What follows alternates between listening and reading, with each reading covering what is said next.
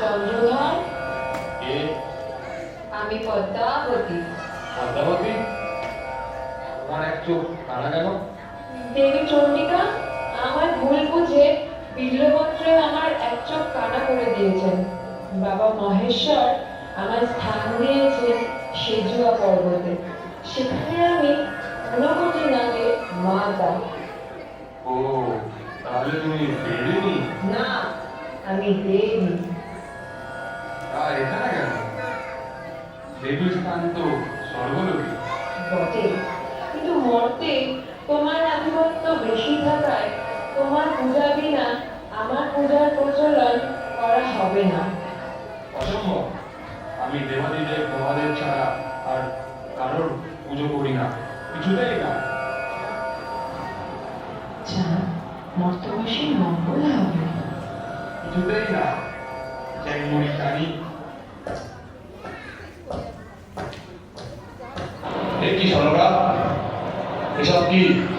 মহারাজ, গতকাল রাতে মা মনসার স্বপ্নাদেশে আজ বাড়িতে রান্না পুজোর আয়োজন হয়েছে। চন্দ্রমণিকের বাড়িতে মনসা পুজো? অসম্ভব। সনকা, এবার আমি বাণিজ্যে রওনা হব।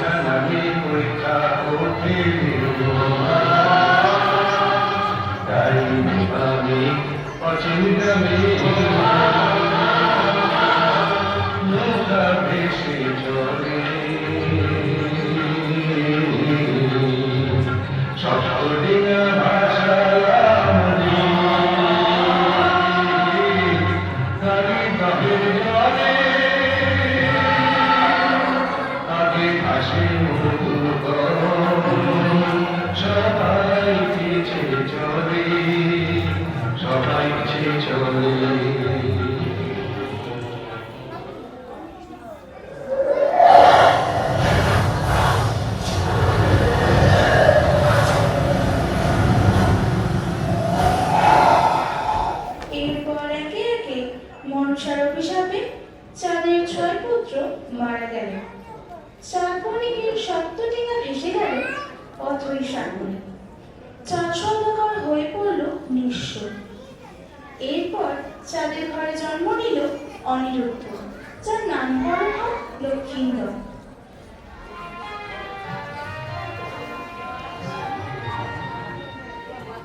ওইদিকে উজয়নগরী সাধু বণিকের ঘর আলো করে জন্ম নিল উষা, নাম হলো বেহুলা।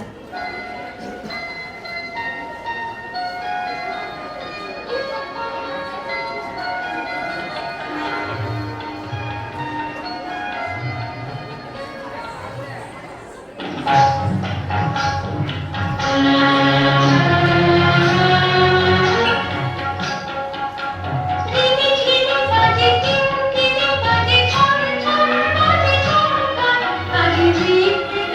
you.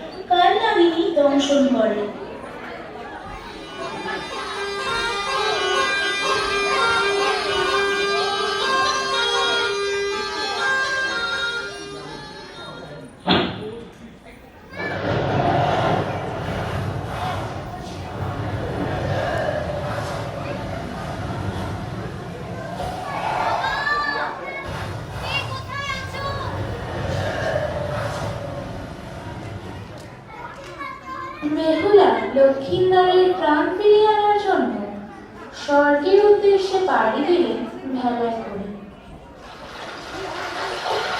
বেহুলার যাত্রাপথে ঘনঘটা আর মনাগতা তার ওপর আক্রমণ করে।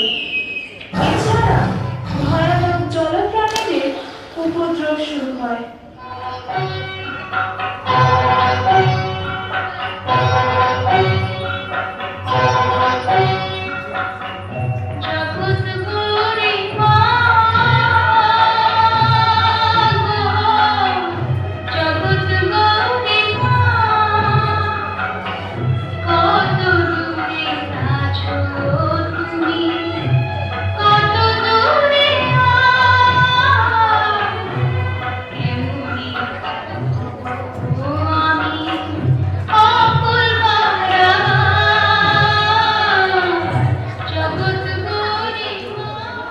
বেহুলা সর্বসভায় সকলকে তার নৃত্যের মাধ্যমে মুগ্ধ করে তোলে।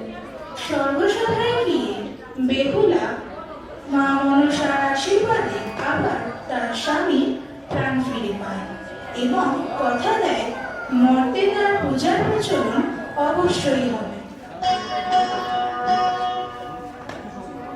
বাবা, সর্বসভায় মা বিশ্বকরীর আশীর্বাদে আমাদের সপ্তডিঙা আবার ভেসে উঠেছে। মর্তে এবার মা মনসার পূজার প্রচলন হোক। মনসা,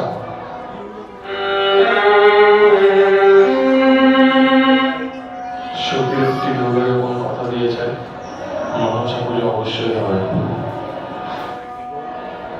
তবে আমি যে হাতে মহাদেবের পুজো করি সেই হাতে না। তবে তাই হোক বাবা, তাই হোক। তো ঘরে ঘরে মা মনসার পুজো হোক। এরপর চাঁদ সওদাগর বেহুলার সতীত্বে ধন্য হয়ে যান এবং মনসাকে দেওয়ার কথা তিনি মান রাখলেন।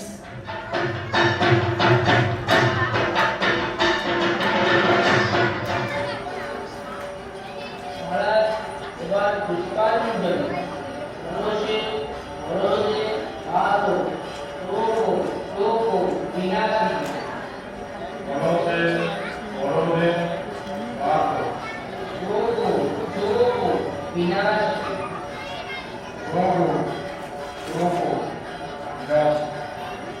উচিরে মম সর্বস্বে দেবী উৎপম নমস্তু